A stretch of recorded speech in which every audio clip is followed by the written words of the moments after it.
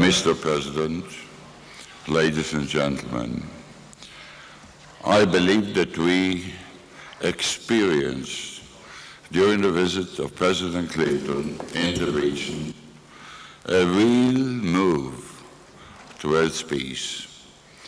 No doubt that the visit of President Clinton was crowned yesterday by the second peace treaty between an Arab country and Israel, the first one after the convening of the Madrid Peace Conference.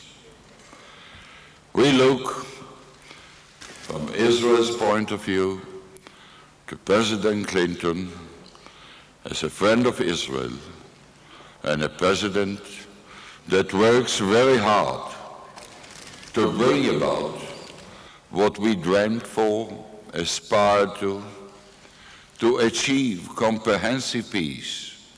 It is to say, peace with our four neighboring Arab countries. With two, it has been accomplished. And no doubt, the visit of the President in Damascus, I believe that will bring about to a certain changes or movements towards better negotiations, better possibilities to overcome the gaps between the positions of Israel and Syria. We thank you very much. You heard today in our Knesset the government and the opposition together joined in the support of the peace treaty with Jordan, in expressing thanks to you, Mr. President, to the way that you have stood and stands in support of Israel's security, while trying your best to bring about advancement, which was successful so far, in bringing about peace to the region. Therefore today, here in Jerusalem, the United City, the capital of Israel, and no doubt the heart of the Jewish people, we thank you. Thank you very much. Thank you, Prime Minister. Ladies and gentlemen, because I had the opportunity to speak at length at the Knesset this evening and to outline my position on a number of matters, I will be very brief. I would like to make just a couple of points.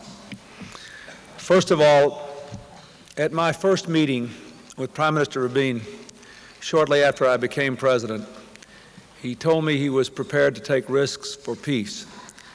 And I told him that, that being the case, the job of the United States was to minimize those risks. For 20 months now, we have both done our best to do our jobs. And I think it's fair to say that we have had a reasonable amount of success in which the people of Israel can be proud and in which they can feel secure, and one in which I hope the American people take pride. Secondly, I would like to congratulate him and the people of Israel again on the peace treaty with Jordan. We have responsibilities there that relate to the security of both Israel and Jordan, and I have been working on that even since the peace treaty has been signed. I was in conversations with the king well past midnight last night. We are attempting to do our part to make sure this peace is as wildly successful as everyone believes that it can be. Thirdly, I thank the Prime Minister for his comments about terrorism and his support for our policies. Especially, I think I should mention something I did not mention in my speech tonight, which is the steadfast support of Israel for our policies in the Gulf and for our recent action in the Gulf. I will be going to Kuwait tomorrow to see our troops and on to Saudi Arabia. I appreciate the support of Israel. A personal visit of the President of the United States, and President Assad responded publicly in his general words of peace, which we heard.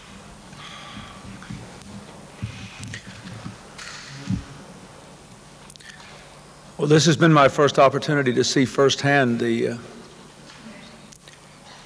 potential for a new Middle East, the real potential for peace, and the yearning that I see everywhere. In Damascus today, when I was riding along the road, and people would stop there working, our children would crowd around their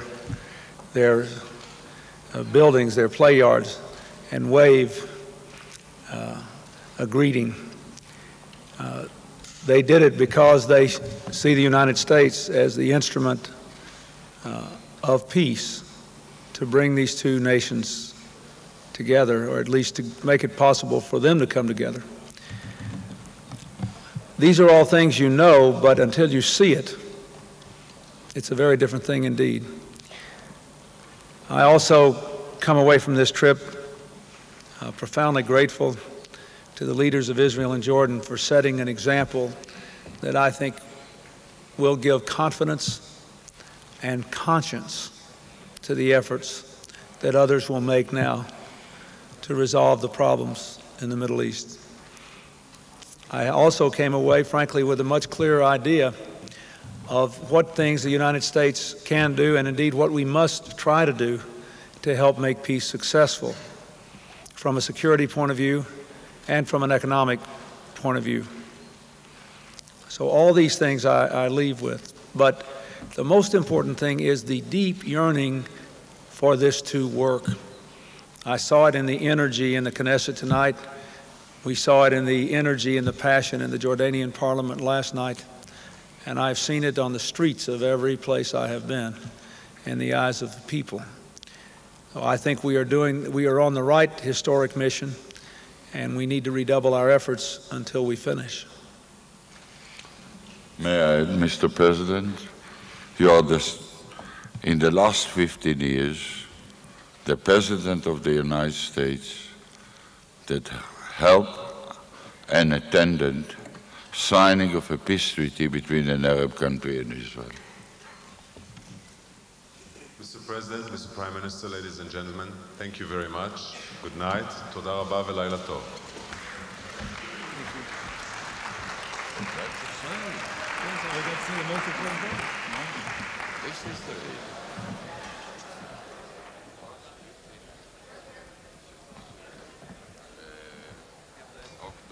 No, it's after Camp David.